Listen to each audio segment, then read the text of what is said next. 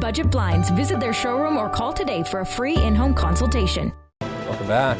It's similar to a 50-50 draw, but it includes a deck of cards. Chase the Ace is a game many recently turned into a fundraiser after more than 20,000 took part in a town on the East Coast with a cash pot of around $1 million. Now, 3 local groups have partnered together to host the fundraiser in the border city in hopes it catches on. I think any lottery, once it starts and gets accumulating funds, it gets people's interest, and just because it's local. The game is simple. After buying a ticket for $5, it goes into a pot and a winner is drawn each week. Each week when we draw, 20% goes to the person who's drawn automatically, whether they're here or not. The other 30% goes into the pot, and if the ace is drawn, then that pot is what you win for drawing the ace, right? There is one ace in a deck of 52, and once it's drawn, the cash pot starts again.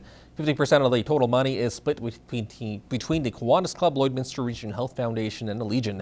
Wendy Plandowski with the LRHF says the money will go towards hospital equipment costs and specifically new scopes. So when someone's going in and having some of the scopes done, like endoscopy and that kind of thing, it's specialized equipment that the surgeons use to actually do that. And so that's what the scopes are. It's fairly highly technical, and these new scopes are 3D imaging. Basically, all our money goes back to the community, doing projects for kids. We upgraded our park, and with more money, we can still do a little bit more there. The organizers say the first week of Chase the Ace was slow, but as the jackpot gets bigger, they hope to sell more tickets. The Legion is open 3 to 7 p.m. Monday through Saturday.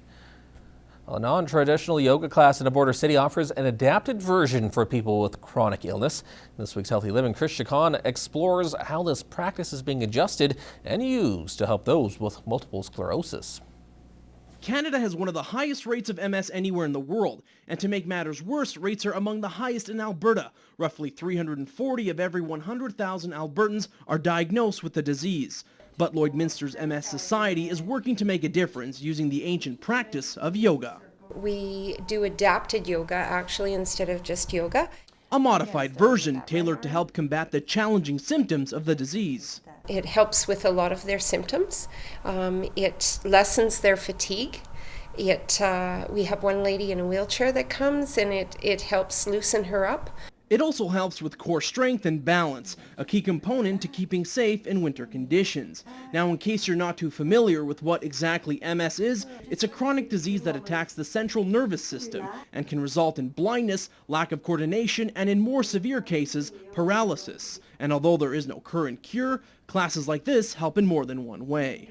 It is also a social outing as well, but the health benefits are huge. It helps with their symptoms. Even other people that have chronic illnesses such as arthritis, fibromyalgia, those individuals also take part in this group. These classes are offered Tuesdays and will continue throughout the winter till spring season. Chris Chacon, Newcap News. An area resident is showcasing her photography skills to highlight the role of women on the farm.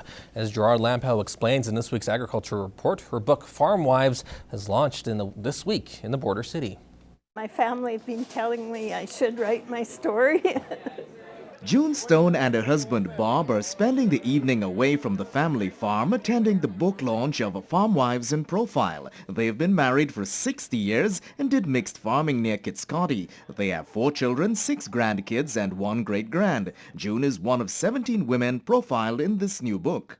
When my family was little, growing up, we were 14 miles from the closest town, and the roads weren't always plowed in the winter. If you had somebody got hurt, you dealt with it. Celebrating the contribution of women to life on the farm is a project that award-winning photographer Billie Jean Miller conceptualized in 2010. The book explores family life from seeding season to harvest. The profound thing about me for this book was when I wrote it and when I formulated the questions, I was taken aback when I got here by these women being so traditional and how the community still was so traditional and how deep-rooted that was. Miller, who grew up in the area and moved away to the city, returned and has since married a farmer. She is working on a follow-up book looking at the ways our farms are evolving, bearing in mind changing gender roles. It's because I am saving it for the second book, and I'm already lining up women for that one to talk about new ways that farms are moving forward now. Balancing the management of the family farm as a small business with your spouse is critical, especially with the challenges of agriculture. We just did whatever was necessary to do. Whether it was driving the combine or silage truck or cooking the meals. The book also includes several recipes and is available online at farmwivesbook.com. June Stone has this bit of advice for women marrying into the farm. You have to be prepared to give and take a lot. Gerard Lampow, Newcap News.